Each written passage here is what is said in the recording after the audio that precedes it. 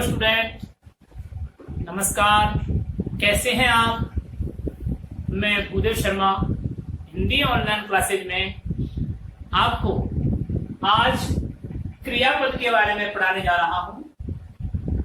पद परिचय नामक प्रकरण के अंतर्गत हमने अभी तक पढ़ा संज्ञा, सर्वनाम और इनका पद परिचय। अब आते हैं हम क्रियापद के बारे में। क्रिया की परिभाषा और क्रिया के थे, उसके बाद पढ़ेंगे क्रियापद का पद परिचय करते समय किन बिंदुओं का उल्लेख करना चाहिए। इसके लिए हमको डिटेल में जाना है क्रिया की परिभाषा से और उनके भेदों के बारे में। तो देखिए, सबसे पहले हम लिखेंगे क्रिया किसे कहते हैं, यानी कि डेफिनेशन ऑफ वर्ब, परिभाषा, क्रिया की परिभाषा। हमने 10th की बोर्ड क्लास में पढ़ा था कि वे शब्द या शब्दांश जिनके द्वारा वाक्य में कार्य का होना, करना या कराना पाया जाता है। क्या? वे शब्द या शब्दांश जिनके द्वारा वाक्य में कार्य का होना, करना या कराना पाया जाता है, उन्हें क्या कहते हैं? क्रिया कहते हैं। तो देखिए, वे शब्द या शब्दांश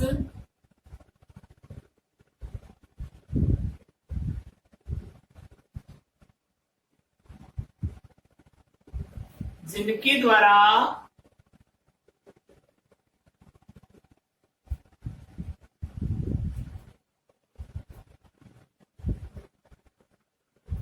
वाक्य में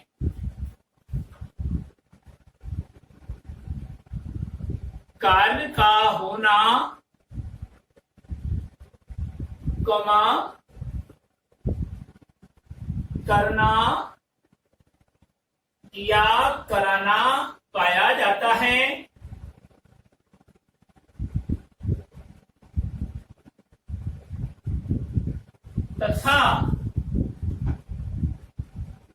तथा कार्य की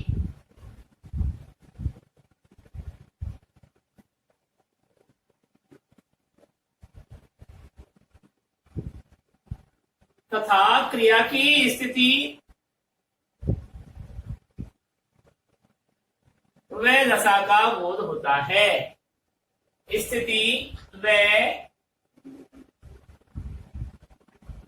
दशा का बोध होता है।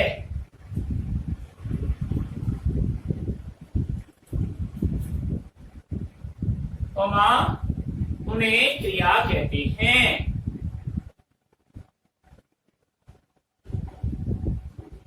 उन्हें क्रिया कहते हैं।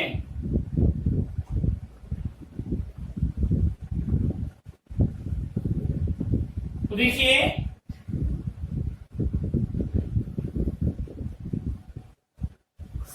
हम दूसरे रूप में ये लिख सकते हैं, अर्थात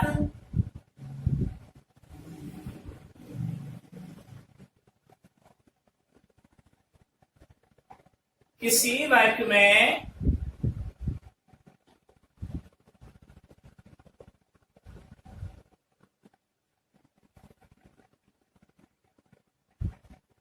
कार्य के होने, करने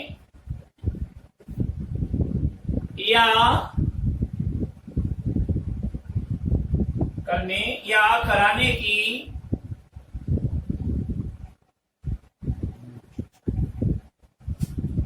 स्थिति व दशा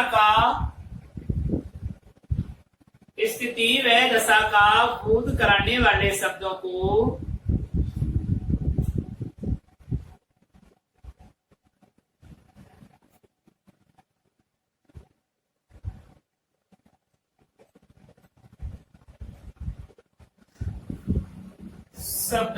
क्रिया कहते हैं।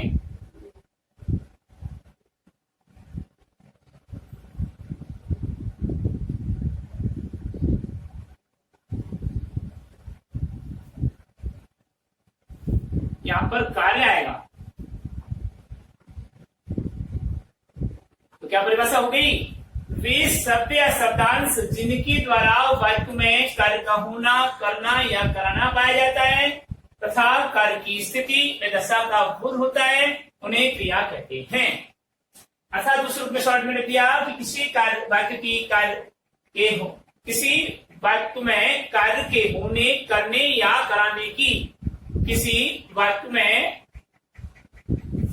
कार्य के होने, करने या कराने की स्थिति व दशा का बोध कराने वाले शब्दों को क्रिया कहते हैं। ठीक है, क्रिया के भेद जैसे जैसे लिख लीजिए,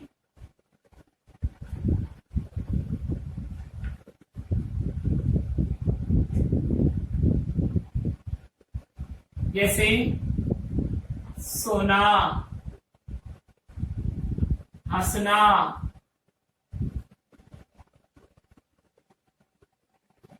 पढ़ना,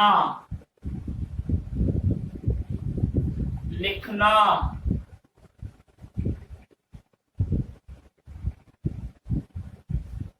दौड़ना आदि, ये सब क्या है? ये क्रियाएं हैं। संस्कृत में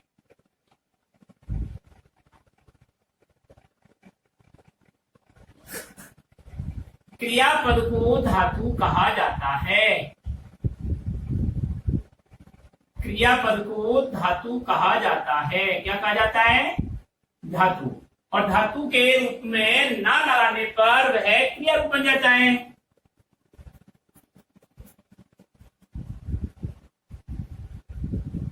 धातु कहा जाता है। अतः यहां पर स्पष्ट होता है कि संस्कृत में क्रिया रूप के साथ संस्कृत के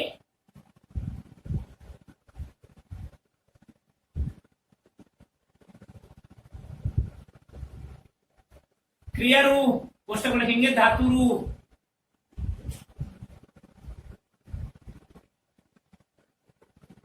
के साथ, संस्कृत में क्रिया रूप धातु रूप के साथ क्या कर देते हैं? ना लगा देते हैं। ना शब्द जोड़ने पर हिंदी का क्रिया रूप बनता है।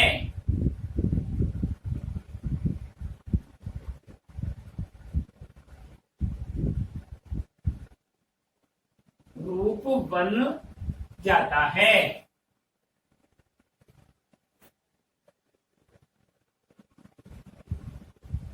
जैसे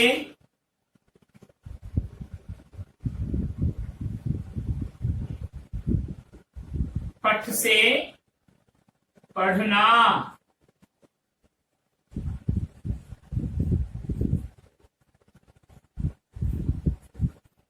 हंस से हंसना,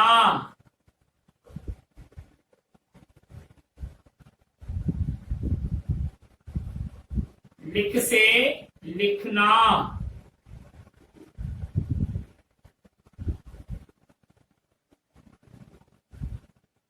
चल से चलना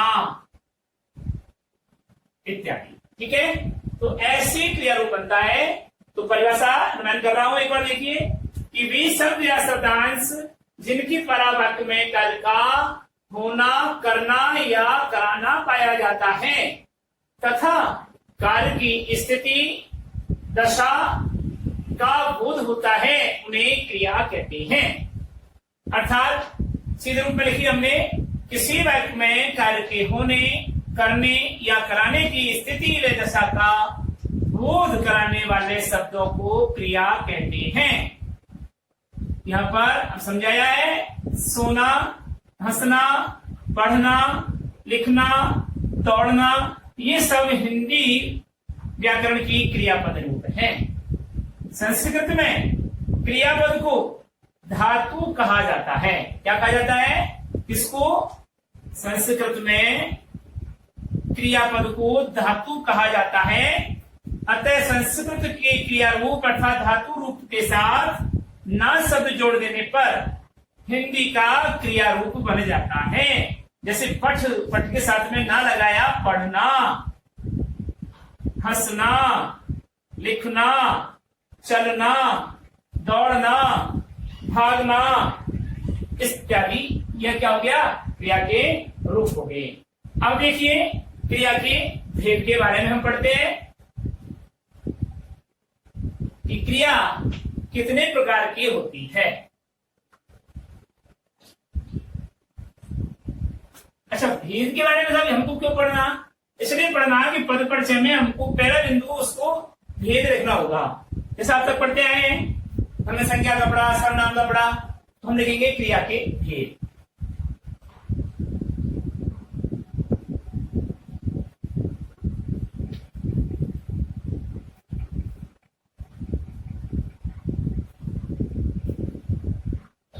तो देखिए क्रिया के निम्न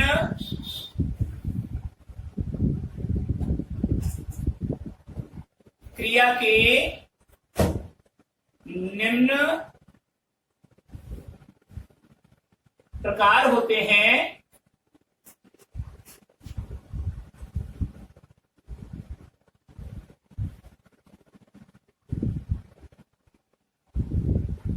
पहला बिंदु,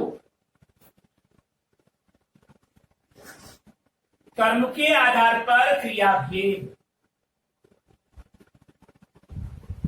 कर्म के आधार पर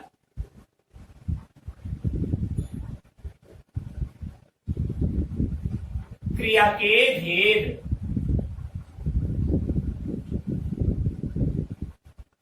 ठीक है, पहला बिंदु।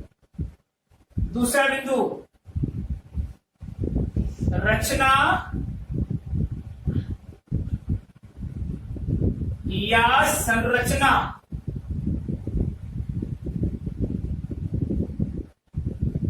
के आधार पर क्रिया के भेद।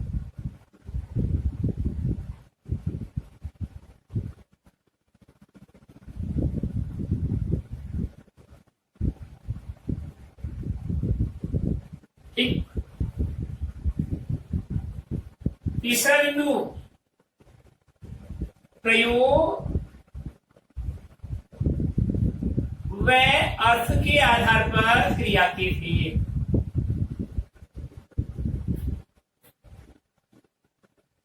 प्रयोग व अर्थ के आधार पर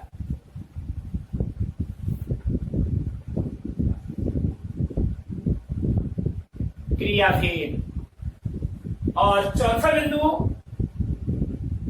काल के आधार पर क्रिया भेद। काल जिसको टेंस कहते हैं,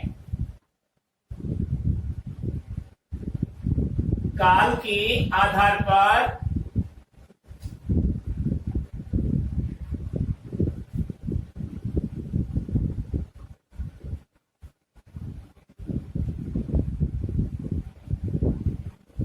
ये चार प्रकार से क्रिया के भेद किए गए हैं। कई लोग इसको बताते हैं कर्म के आधार पर क्रिया के भेद, रचना, प्रयोग और अर्थ के आधार पर क्रिया के भेद। दो प्रकार से बता दिया। जबकि काल कहां गया? काल के आधार पर भी क्रिया के भेद होते हैं, प्रयोग के आधार पर भी क्रिया के भेद होते हैं। उन तीनों को एक साथ दे दिया उसने। ठीक है, कौन कौन से? रचना, प्रयोग और अर्थ के आधार पर, तीनों को एक साथ दे दिया। जबकि एक्चुअल में क्रिया के चार भेद होते हैं। कर्म के आधार पर क्रिया के भेद, रचना या संरचना के आधार पर क्रिया के भेद, प्रयोग व अर्थ के आधार पर क्रिया भेद और टेंस मीन्स काल के आधार पर क्रिया भेद। ठीक है, तो अब हम डिटेल में इसके एक एक बिंदु के बारे में पढ़ते हैं। देखिए, हम सबसे पहले पढ़ेंगे कर्म के आधार पर क्रिया के भेद। यहां किसी को कुछ भी डाउट नहीं होना चाहिए। आपको हर बिंदु बार समझ में आएगा, तभी इस क्रिया को आप पढ़ पाएंगे। इस साल के लिए ये क्रिया का पद परिचय इंपॉर्टेंट बनता है, क्योंकि सारे लगभग पद परिचय आ चुके हैं। इस बार बोर्ड की परीक्षा में क्रिया का पद परिचय की संभावना ज्यादा बनती है, ध्यान से पढ़ना है। तो देखिए नंबर 1 चलेगा कर्म के आधार पर क्रिया के लिए।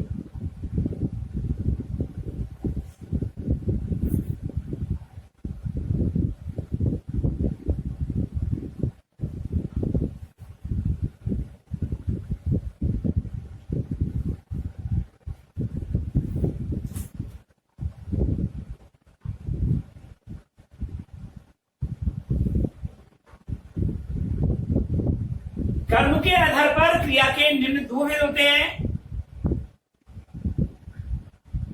कर्म के आधार पर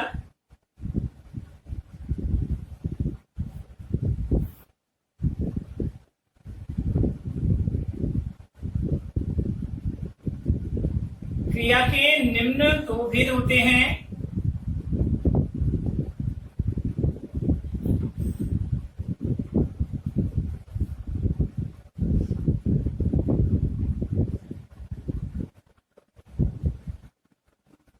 नंबर 1 मतलब नंबर 1 सकर्मक क्रिया, सकर्मक क्रिया, और नंबर 2 अकर्मक क्रिया।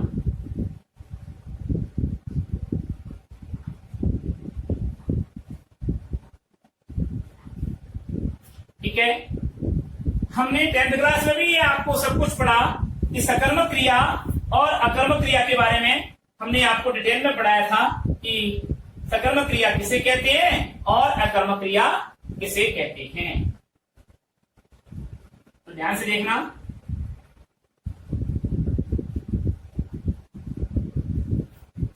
अब पढ़ेंगे हम पहला बिंदु सकर्मक क्रिया।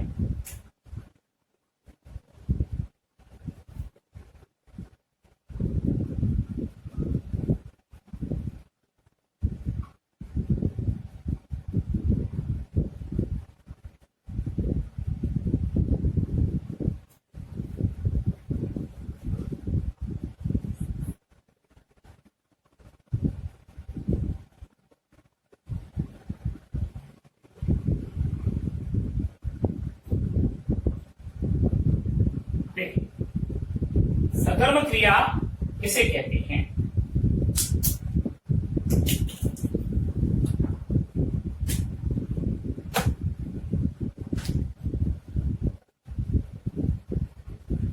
वे क्रियाएं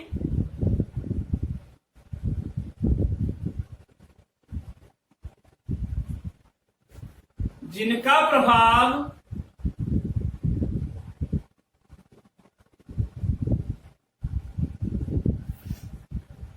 वाक्य में प्रयुक्त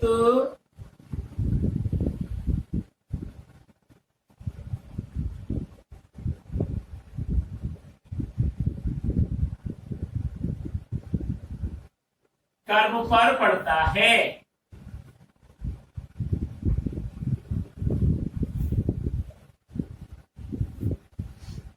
उन्हें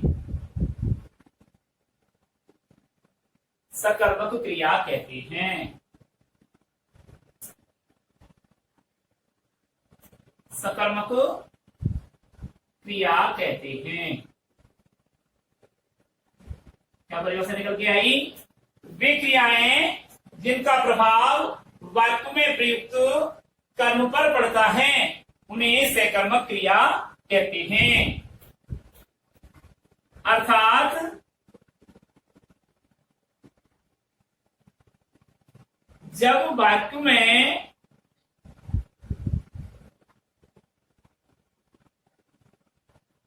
कर्ता के साथ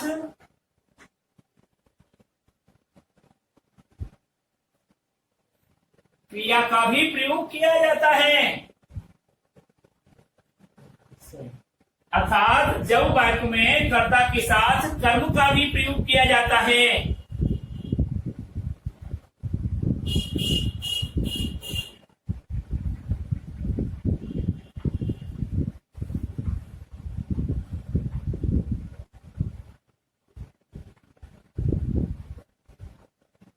उसे सकर्मक क्रिया कहते हैं। उसे सकर्मक क्रिया कहते हैं।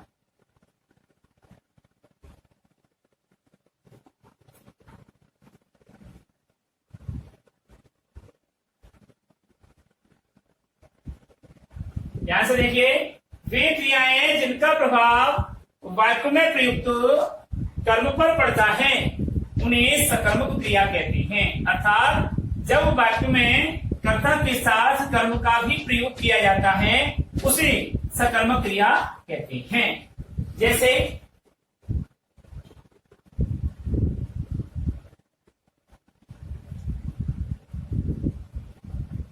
मोहन पढ़ता है। ठीक है, ध्यान से देना, समझ में आएगा। मोहन पढ़ता है। अब यहां पर क्रिया क्या है? पढ़ना। ठीक है, तो ये सकर्मक का रूप नहीं है, यहां पर कर्म कोई है ही नहीं। ये कौन पढ़ता है? मोहन पढ़ता है। किसको पढ़ता है? उत्तर नहीं है, ये कर्ता और ये क्रिया। तो यहां कर्म तो है ही नहीं, लेकिन इसके साथ में अगर हम ये लिख देते हैं कि मोहन पुस्तक पढ़ता है,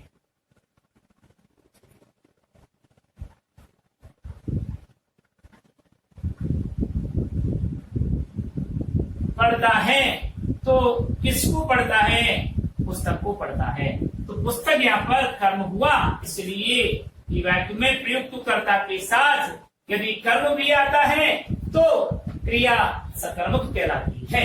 तो ध्यान दीजिए, अब मैं जो चीज समझाने जा रहा हूं तो ये है कि हमको कर्म को कैसे ढूंढना है, हमको सकर्मक और अकर्मक इन क्रियाओं में भेद कैसे पता लगाना है, वाक्य में कैसे हम ये सेलेक्ट करेंगे ये सकर्मक है और ये वाक्य अकर्मक है। तो देखिए, सबसे पहले हम वाक्य की क्रिया को वर्तमान काल में परिवर्तित करते हैं और वर्तमान काल में परिवर्तित करने के उपरांत हम प्रश्न करते हैं किसको। क्रिया को साथ में लेकर के प्रश्न करते हैं किसको। इसका जो भी उत्तर आता है वह हमारा क्या होगा? कर्म होगा। कैसे साफ समझ में नहीं आया? हमने लिखा राम रावण को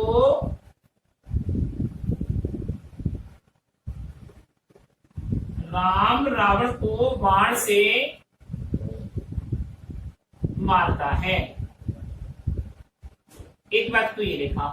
दूसरा लिखा राम ने रावण को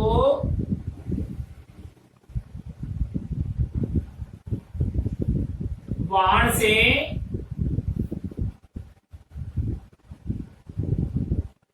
मारा। दूसरा हमने ये लिखा।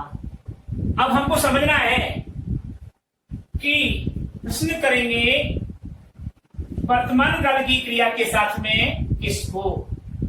ऑलरेडी वर्तमान काल है, ऑलरेडी वर्तमान काल है, यहां भूतकाल है, तो इसकी क्रिया के साथ में करेंगे कौन किसको पढ़ता है। उत्तर आता है, अगर सकारात्मक उत्तर आता है तो सकर्मक क्रिया, पुस्तक को पढ़ता है। अगर उत्तर नहीं आ रहा तो अकर्मक क्रिया। किसको मारता है? रावण को मारता है। ये रावण यहाँ पर कर्म है।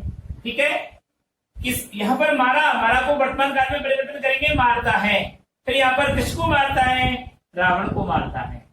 तो कहने का मतलब काल कोई सा भी हो, हमें उस काल को वर्तमान काल की क्रिया में परिवर्तित करना है और वर्तमान काल की क्रिया में परिवर्तित करके प्रश्न करेंगे किसको। उसका जो भी उत्तर आएगा वह हमारा कर्ता होगा, उसका कर्म होगा। अब आप प्रश्न करेंगे, अभी बालक ने पूछा था पिछले लेसन में, किसने हमने किसको ही प्रश्न क्यों किया, हमने क्या प्रश्न क्यों नहीं किया। क्या गिरता है, क्या पढ़ता है,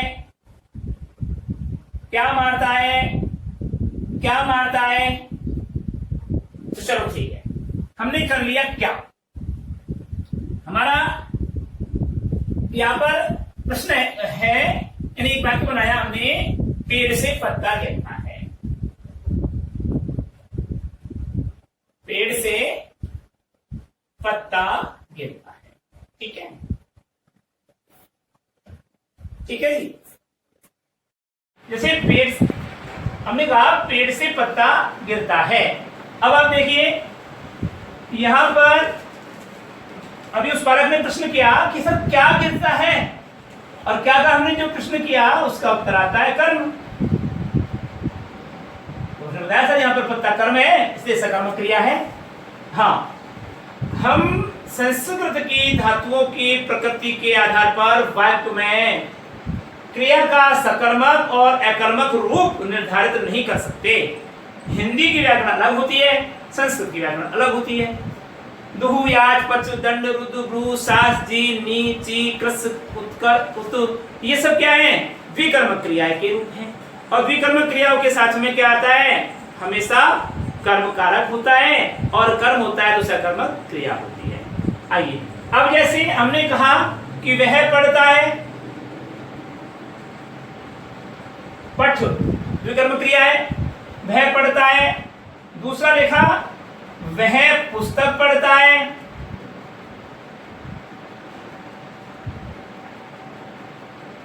अब देखिए ये तो अकर्मक है।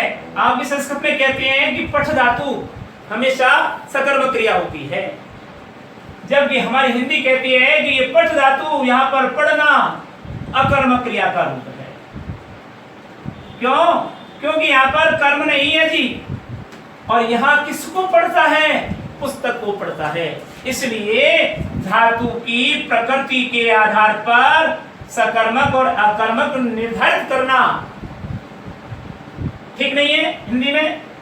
यहां पर वाक्य में यदि कर्म उपस्थित है तो ही सकर्मक होगा, और कर्म यदि उपस्थित नहीं है तो वाक्य की क्रिया अकर्मक क्रिया होगी। ये ध्यान से सुन लीजिए कि संस्कृत की पठ धातु द्विकर्मक होने के कारण सकर्मक होती है, इसलिए यहां पर पठ जहां आ गया वो सकर्मक वाक्य हो गया।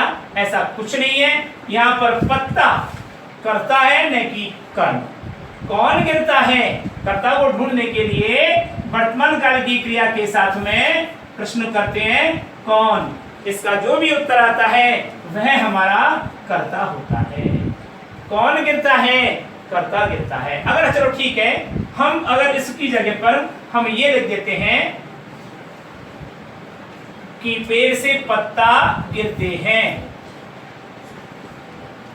तो वाक्य सही है क्या? पेड़ से पत्ता गिरते हैं।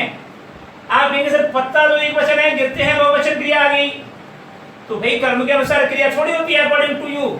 आपके अनुसार आपने बताया कि सर पत्ता तो कर्म है, तो कर्म के अनुसार क्रिया थोड़ी होती है, वो तो कर्मवाच छू गया, और कर्मवाच की स्थिति यहां पर बन नहीं रही। ठीक है ना? तो यहां पर इसके साथ में बहुवचनांत क्रिया होती है, तो यहां पर भी पत्ते शब्द का प्रयोग किया जाएगा। और जब ऐसा होता है तो तुरंत एक नियम आता है कि जैसी कर्ता वैसी क्रिया। कर्ता यदि प्रथम पुरुष एक वचन का तो क्रिया भी प्रथम, कर्ता यदि अन्य पुरुष एक वचन का तो क्रिया भी अन्य पुरुष एक वचन की। कर्ता जिस पुरुष जिस वचन का है तो क्रिया भी उस पुरुष उस वचन की है। तो इसलिए यहाँ पर जब कर्ता के अनुसार क्रिया का प्रयोग किया जा रहा है तो पत्ता यहाँ पर कर्ता हुआ और कर्म यहाँ पर अनुपस्थित हुआ। इसलिए ये वाक्य अकर्मक क्रिया का रूप है, सकर्मक क्रिया का रूप नहीं है। तो यहाँ हम कह रहे थे कि रावण को यहाँ पर कर्म है और पुस्तक यहाँ पर कर्म है। तो मैं समझ रहा हूं कि आपके अकर्मक और सकर्मक क्रिया इस पर समझ में आ गई होगी। अब आगे बढ़ते हैं। हम सकर्मक क्रिया के रूप में हम पढ़ रहे थे कि वे क्रियाएं जिनका प्रभाव वाक्य में प्रयुक्त कर्म पर पड़ता है उन्हें सकर्मक क्रिया कहते हैं। आगे ना कर्म पर पड़ रहा है, अब आता है अकर्मक क्रिया।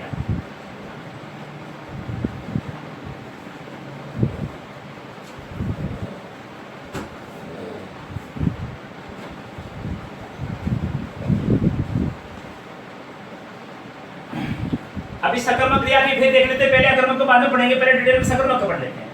सकर्मक क्रिया के भेद।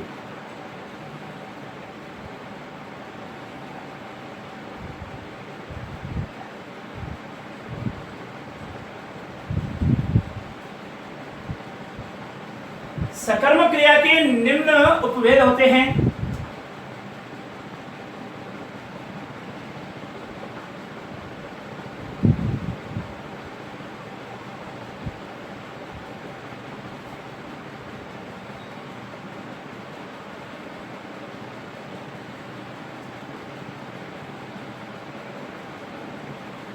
सकर्मक क्रिया के निम्न उपभेद होते हैं।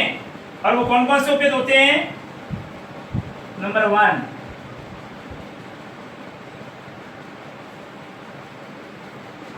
यानी कि ए,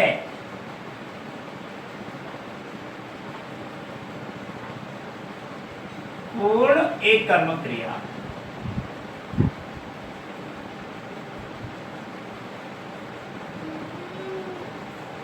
पूर्ण एक कर्म क्रिया, जिसको हम एक कर्म क्रिया भी कह सकते हैं।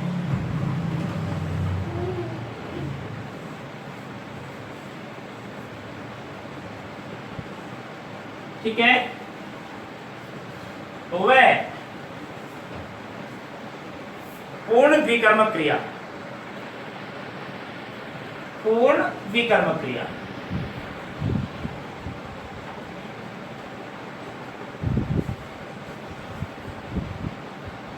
जिसको हम द्विकर्म क्रिया भी कह सकते हैं।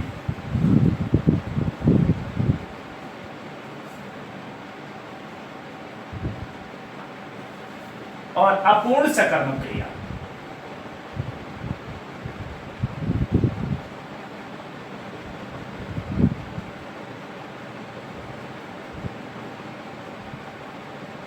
ये तो स्पष्ट ही समझ में आ रहा है। अपूर्ण है, सकर्मक तो है लेकिन अपूर्ण सकर्म क्रिया है।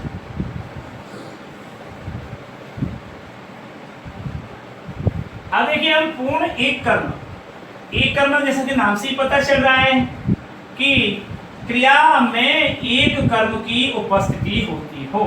क्या होती हो? यानी क्रिया का वह रूप जो वाक्य में एक कर्म का बोधक हो, उसे क्या कहते हैं? पूर्ण सकर्मक क्रिया कहते हैं, या एक कर्मक क्रिया कहते हैं। तो देखिए, पूर्ण सकर्मक क्रिया या पूर्ण एक कर्मक क्रिया या एक कर्मक क्रिया, तो नंबर ए,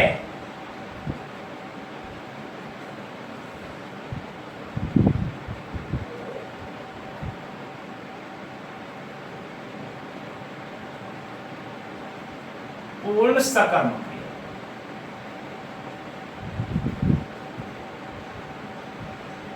जिसको एक कर्मक क्रिया कहते हैं।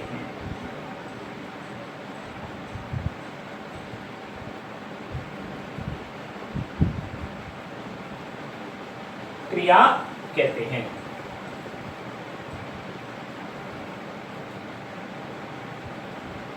परिभाषा हम लिखेंगे, जिन वाक्यों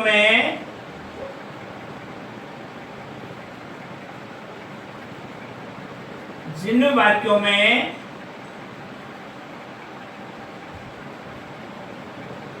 क्रिया के साथ एक ही कर्म का प्रयोग किया जाता है, क्रिया के साथ एक ही कर्म का प्रयोग किया जाता है,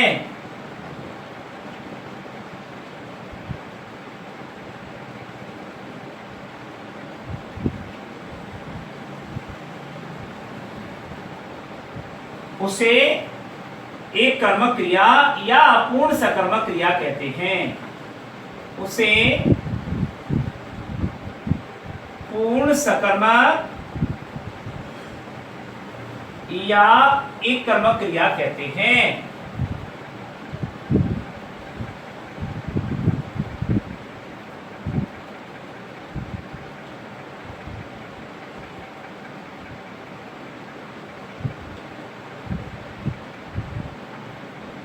ठीक है, वे क्रियाएं जिन वाक्यों में एक ही कर्म के साथ प्रयोग की जाती हैं, अर्थात क्रिया के साथ एक ही कर्म का प्रयोग किया जाता है, उसे पूर्ण सकर्मक या एक कर्म क्रिया कहते हैं।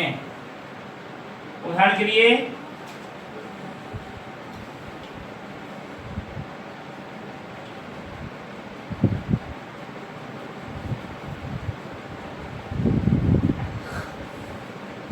दुष्यंत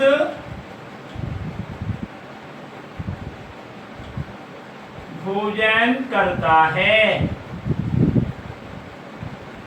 किसको करता है? भोजन को करता है। दुष्यंत भोजन करता है। दूसरा है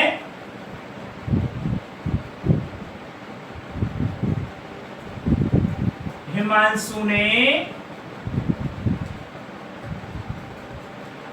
पुस्तक पढ़ी।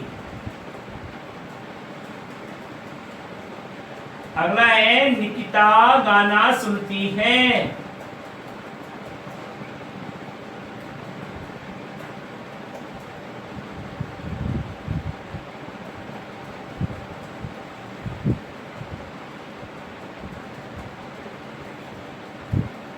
ठीक है, अब किसको कर रहा है या किसको करता है, किसको पढ़ता है, किसको सुनती है, तो ये इनका उत्तर यहाँ पर आ रहा है, इसलिए यहाँ पर पूर्ण सकर्मक क्रिया या एक कर्म क्रिया का ये उदाहरण।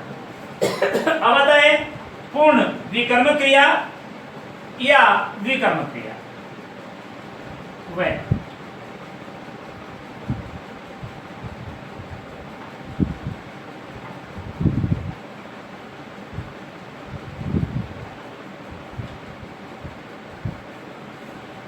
या द्विकर्म क्रिया।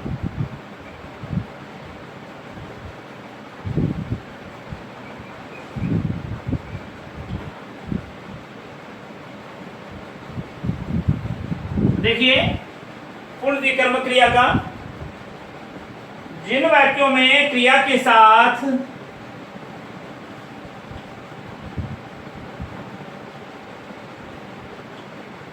जिन वाक्यों में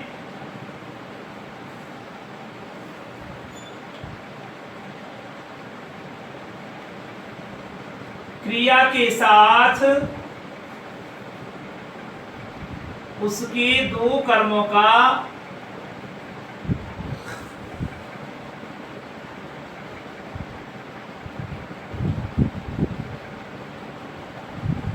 प्रयोग किया जाता है,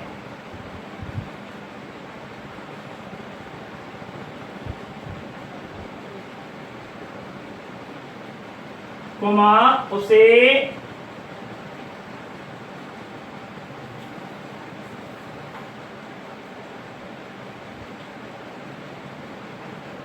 पूर्ण द्विकर्मक क्रिया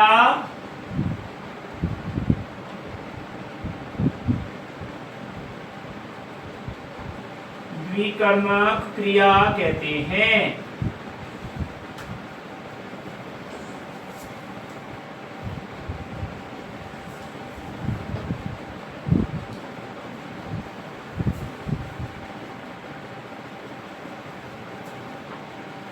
दोनों कर्मों के बिना वाक्य का अर्थ अधूरा रहता है। दोनों कर्मों के बिना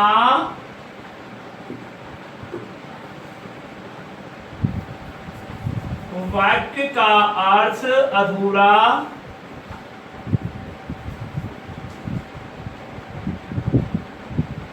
या अस्पष्ट रहता है।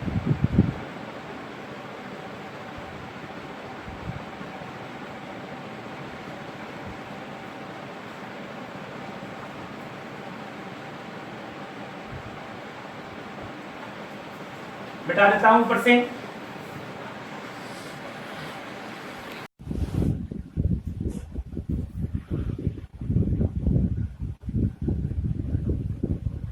अब देखिए जी उदाहरण,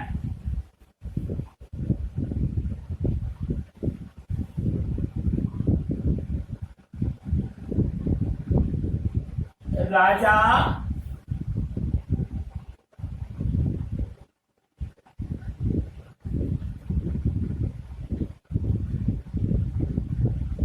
भिखारी को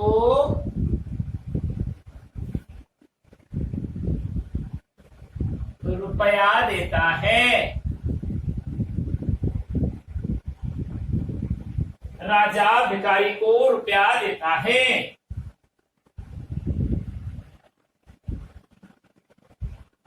अध्यापक छात्रों को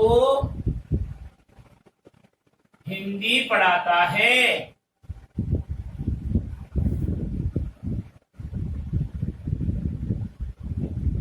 अध्यापक छात्रों को हिंदी पढ़ाता है। अब ध्यान दीजिए, किसको देता है? भिखारी को देता है। किसको देता है? रुपया को देता है। किसको देता है? छात्रों। किसको पढ़ाता है? छात्रों को पढ़ाता है। किसको पढ़ाता है? हिंदी को पढ़ाता है। अगर हम इसमें से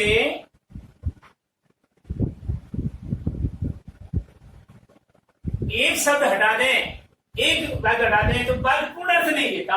राजा रुपया देता है। अगर हमने भिखारी हटा दिया,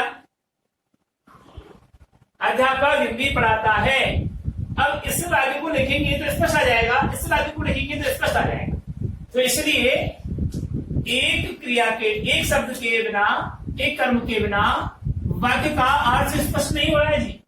और उदाहरण देखिए, लता बगीचे से फूल चुनती है। लता बगीचे से फूल चुनती है। कारक चिन्ह यानी विभक्ति चिन्ह कोई सा भी हो विज्ञापन में, तो लता, यहां पर इसको हटा दो तो यहां पर वाक्य का अर्थ अधूरा होता है, या फूल को हटा दो तो वाक्य का अर्थ अधूरा होता है। इसलिए यहां पर एक कर्म के बिना वाक्य का अर्थ अधूरा हो जाता है। दोनों ही कर्मों को यहां पर प्रयोग करना पड़ता है। दूसरा है, मनीष गाय का दूध पीता है।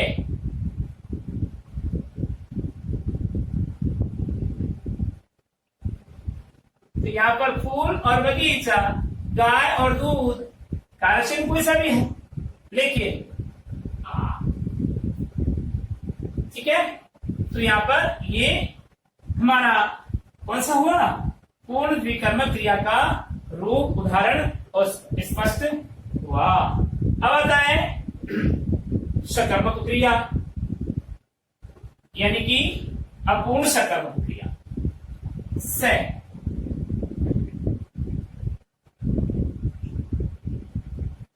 अपूर्ण सकर्मक क्रिया।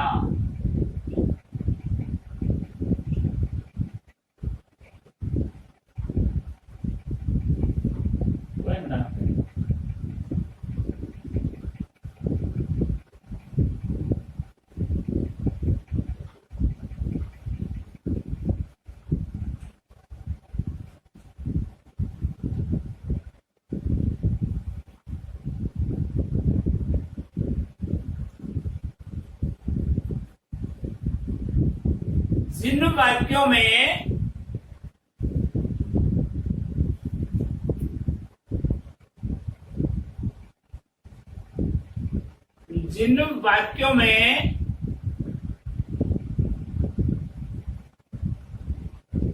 कर्म के रहते हुए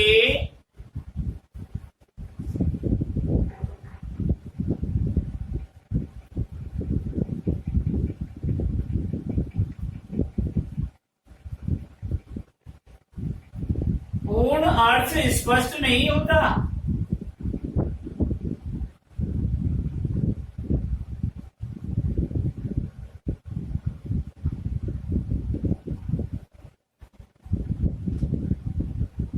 उन्हें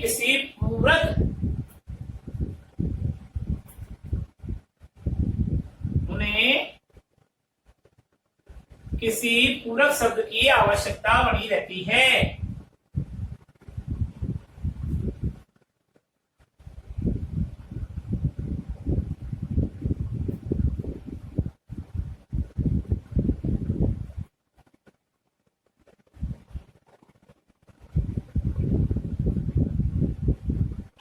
ध्यान दीजिए, जिन वाक्यों में कर्म के रहते हुए भी पूर्ण अर्थ स्पष्ट नहीं होता, उन्हें किसी पूरक शब्द की आवश्यकता बनी रहती है, उसे क्या कहते हैं?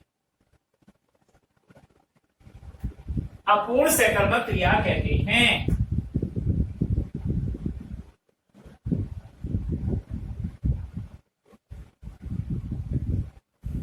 अपूर्ण सकर्मक क्रिया कहते हैं।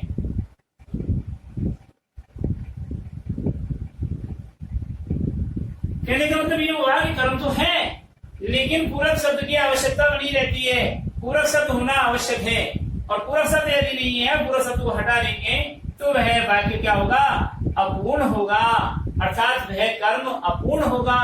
तो इस ऐसे वाक्यों को हम अपूर्ण सकर्मक क्रिया से युक्त वाक्य कहते हैं। ठीक है, उदाहरण देखिए।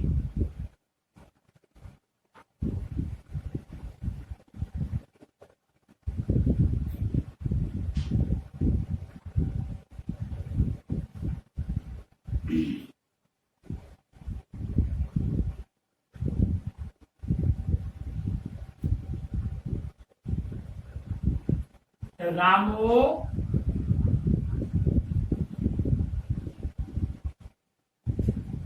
विधायक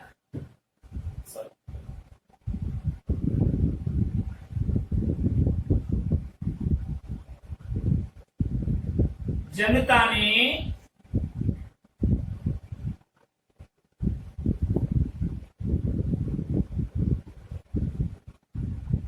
जौनपुरिया को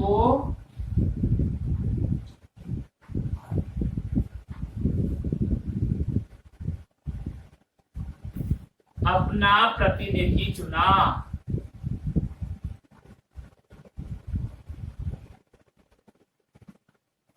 अब ध्यान दीजिए, अगर ये आता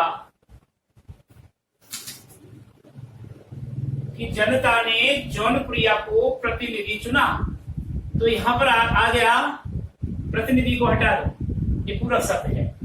तो जनता ने जौनप्रिया को अपना चुना। अब क्या चुना?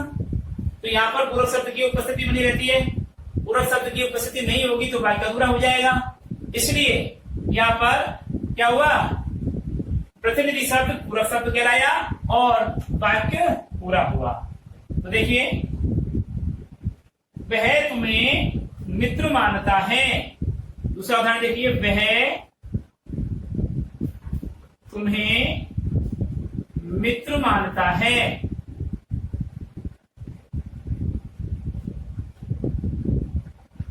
कर्म तो है, कर्म तो है, कर्म तो है, किसको? तुमको।